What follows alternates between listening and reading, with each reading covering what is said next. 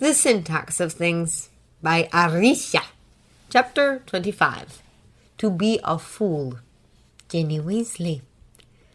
The first important thing Harry did when he came back to Hogwarts was to take a shower. He unpacked his things, enjoyed the warmth of the common room, and made sure that all his assignments were ready, signed, and that the ink hadn't been smudged. Dumbledore invited him to his office, greeted him, offered him tea, and then asked him all kinds of questions. When they had finished, Harry went to Snape's office, knocked on the door, then banged on the door, and eventually left. He met his friends the day after and told them some awkward lies about his summer holidays. He listened to their family adventures and ate with them at the Great Hall.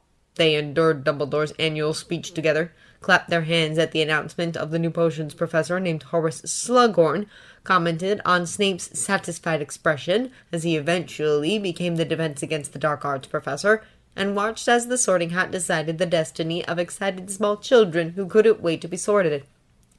It was when both of his friends were busy eating a delicious chocolate cake that Harry took a better look at Snape, who was sitting next to Dumbledore at the high table. Harry suddenly remembered who Snape was and what he, along with all his friends and classmates, used to think of him. Hermione dragged him and Ron to the Gryffindor Tower early, and they stayed awake until morning, small chatting and giggling over nothing in particular.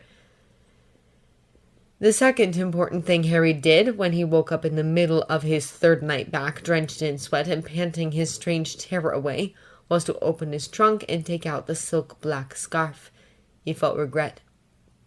Regret for everything he had done over the summer, everything he had dared to talk about, and more than anything he felt stupid for believing that he'd felt the unspeakable things he'd thought he felt. Unable to take it back, unable to make Snape forget Harry's humiliation over what had happened, he decided to do the only thing he could do to make this up to himself. So he grabbed his invisibility cloak and walked to the fat lady's portrait, determined to throw the scarf away or even burn it. He met Ginny just behind the portrait. He stared at her stupidly, and she smiled at him softly, and Harry was well aware of her feelings towards him and even more aware of that terror growing stronger and stronger inside him with every day that passed.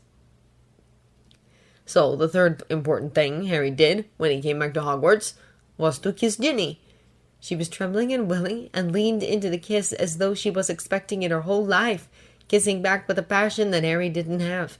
She told him that she felt surprised afterwards and Harry felt terrible, but instead he told her that she was a beautiful, wonderful girl. It made it easier that on that he didn't have to lie. A week after, the whole school knew that they were dating.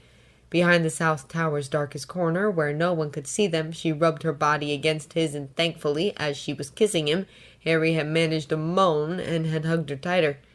He tried to not think of how much he hated it, and how much he was beginning to blame her too inside his mind for hating it.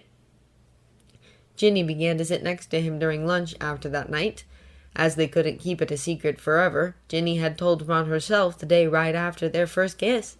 She was pulling happily on Harry's sleeve as she was hugging his arm, and she announced that they were now in a relationship, and although Harry couldn't tell how matters turned to something so serious so fast, he had nodded dully in agreement.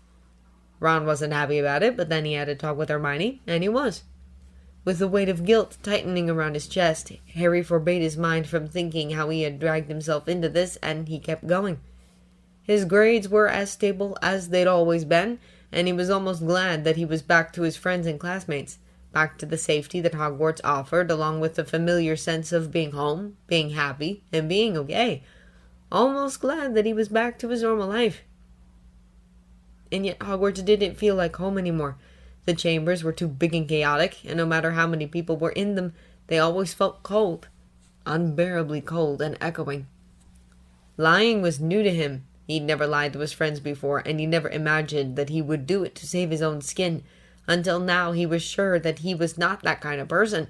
When he looked in the mirror, he didn't see a bad friend, a traitor. He didn't see a bad person at all. But nonetheless, he knew he was, because he had never taken advantage of a friend for his own benefit as long as he lived, and now he was doing just that. And whenever Ginny was stroking his arm or kissing his cheek, he would bite down waves of shame and nausea and something else, aching, unidentified.